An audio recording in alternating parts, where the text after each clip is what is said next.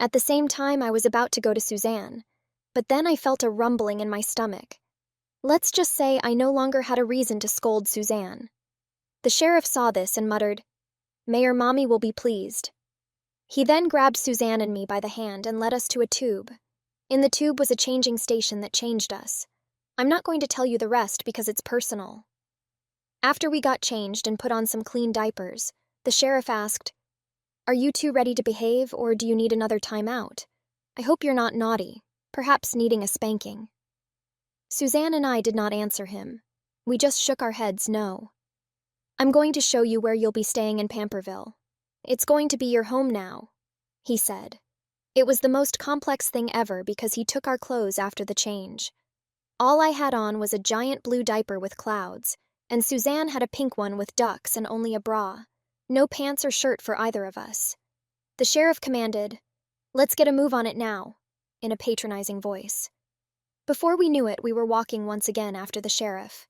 This time, he drove about 5 minutes without saying a word until we reached our destination.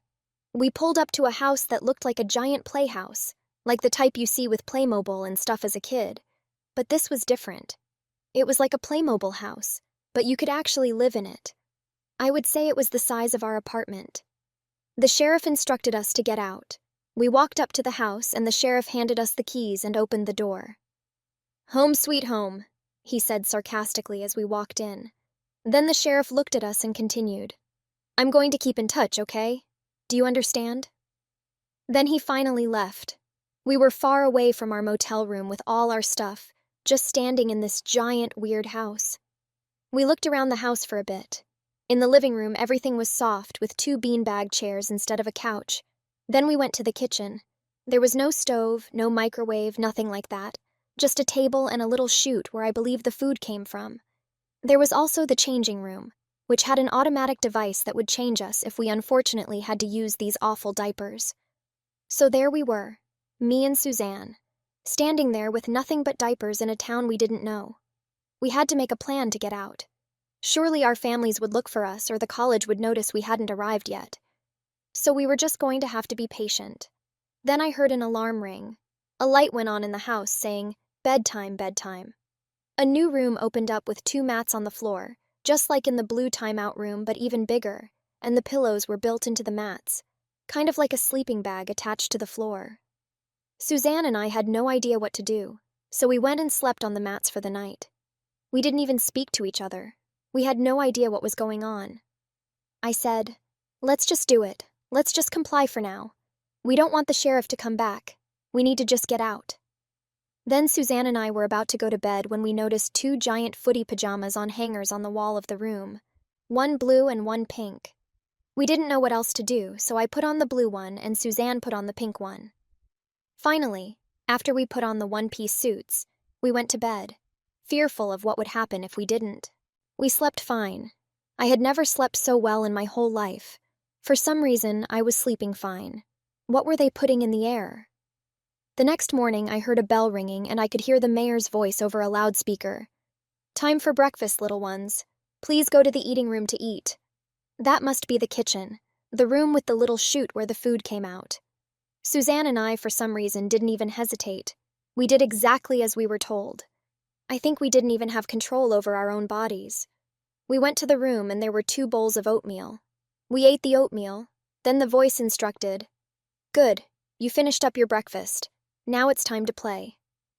Suzanne and I then walked out the door. We knew where we were going, but we didn't know how. It was almost like we were robots being controlled by an external force. We went to this big, giant building that said Playroom on it, but it was more of a building than a room because it was outside. We went in the building, and it was filled with the town's residents, some playing with Hot Wheels cars, some playing with blocks, some playing with dollhouses, and some doing hopscotch. There was even a playground inside this building. Suzanne and I went up to the playground, unsure what to do. A man about 50 came over and said, "My name is Jack West. Pleasure to meet you." The man was 50 but dressed like a child. He had overalls on and a striped blue shirt.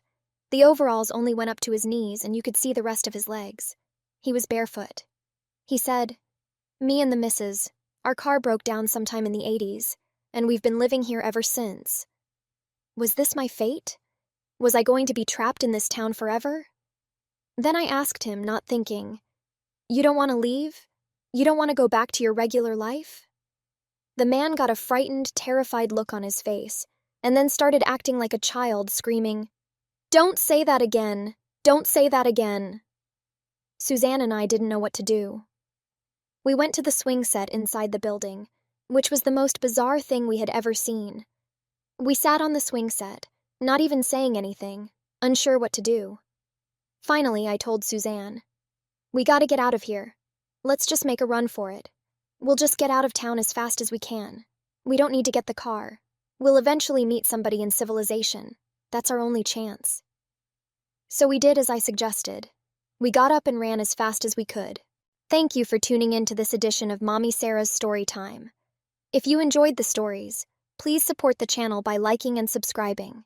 Remember, my channel is not monetized, and I write most of the content myself. On occasions when I don't, it's sourced through emails from trusted contacts. Please feel free to like, share, and subscribe. If you're able to, consider making a donation to support our channel. Your support means a lot. Thank you so much for watching, and I look forward to sharing more stories with you.